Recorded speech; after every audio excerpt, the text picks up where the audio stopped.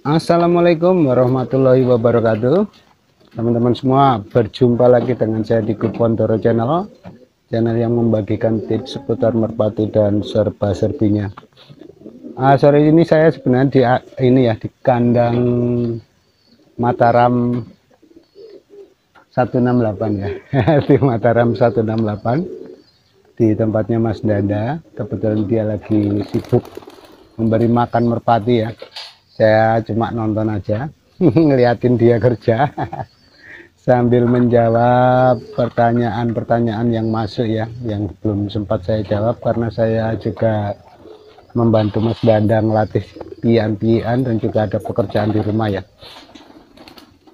Sore ini saya akan menjawab pertanyaannya Mas Fadli, siapa ya? Syahputra, Fadli Syahputra, yang mempertanyakan tentang burung rambunnya, yang rambun pos atau rambun apa ya, rambun pos yang disilangkan dengan merpati tinggian atau kolongan ya, apakah bisa kembali lagi ke merpati kolongan atau tinggian? Bisa ya Mas, yang penting gini caranya. Misalnya indukan merpati apa yang rambun pos itu cewekannya ya, kemudian merpati tinggian itu yang cowokannya. Setelah ada anaknya itu nanti anaknya itu kalau sudah ada tulangan posnya, coba disilangkan lagi, dijodohkan lagi dengan cewekan ya. Ini dari cowokannya ya, maksudnya anakan silangan rambon pos sama tinggian itu cowokannya dijodohkan dengan merpati tinggian juga ya. Nah, nanti itu anak-anaknya biasanya walaupun masih ada unsur posnya, nanti tetap biasanya dilatih tinggi juga gampang ya.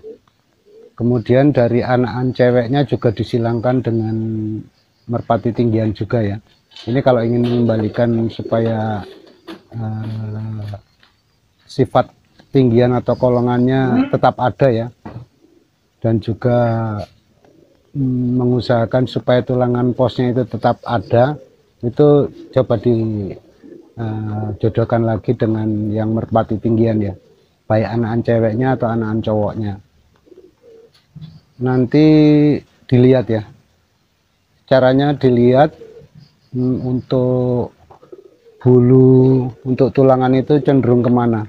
Nah, nanti itu dilatih saja, walaupun dia tulangannya nanti ikut ibunya atau ikut bapaknya, yang penting dia sudah kokoh kuat, coba dilatih aja ya, supaya kita bisa tahu mana yang cenderung dia mengikuti bapaknya ke arah tinggi ya, dia naik kalau dilatih ya.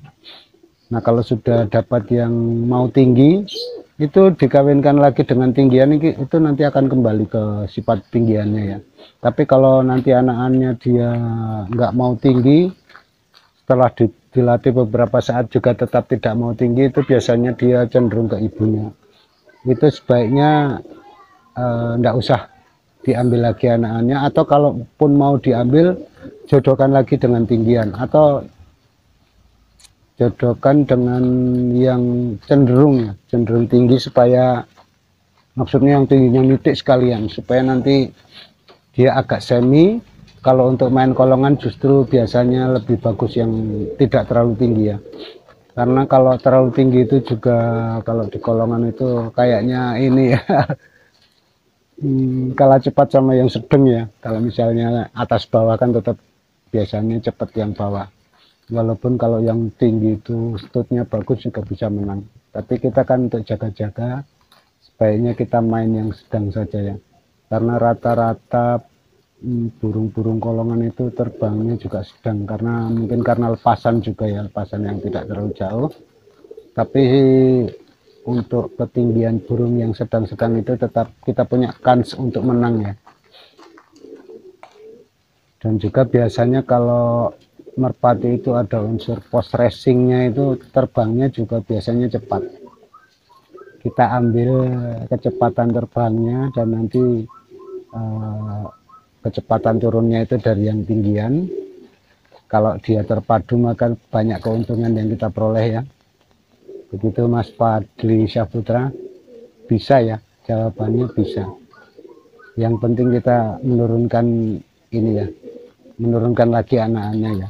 Jadi indukan cewek pos racing itu rambut pos racing, kemudian jantannya tinggian, nanti anakan dari keduanya itu yang cewek silangkan dengan yang tinggian, yang cowok juga silangkan dengan yang tinggian. Nanti dari kedua anak ini mana yang cenderung bagus ya, yang tinggi dan kenceng. Nanti kalau mau dikawinkan antara anak-anaknya yang dari dua anak itu disilangkan juga nggak apa-apa, itu namanya line breed ya, walaupun mungkin itu termasuk line back breed atau masih line breed juga ya, line breed juga masih kayaknya, keluarganya masih dekat sekali ya keluargaannya.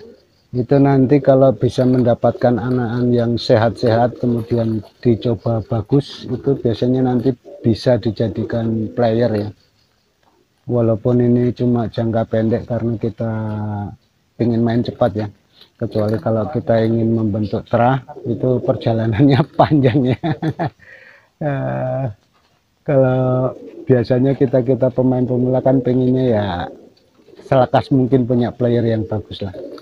Biasanya itu kalau dengan crossbreed dan landbreed itu paling cepat itu 2 tahun ya, 2 atau 3 tahun kita akan mendapatkan player. Yang penting kita sudah punya gambaran burung seperti apa yang akan kita ini ya, yang kita produksi lah. Kalau sudah punya gambarannya kan kita cari cowokan yang model begini, cewekan yang model begini, nanti dikawinkan, kemudian nanti dilinbreedkan, nanti satu saat akan ketemu yang perpaduan antara indukan awalnya ya, pacak awalnya, sehingga terpadu sesuai dengan keinginan kita. Biasanya yang kenceng, yang terbangnya bagus, yang gampang dilatih ya. Itu ya Mas Fahdi Syahputra, yang juga teman-teman semua yang kepingin belajar untuk ternak. Nanti mudah-mudahan saya juga akan bikin konten yang khusus ya, khusus masalah ternak. Yang pertama dari crossbreed, line breed, nanti kemudian line back breednya ya, supaya kita punya gambaran sebaiknya yang mana yang akan kita lakukan. Misalnya kita ingin line breed dulu, setelah crossbreed akan line breed dulu, atau langsung dimainkan juga.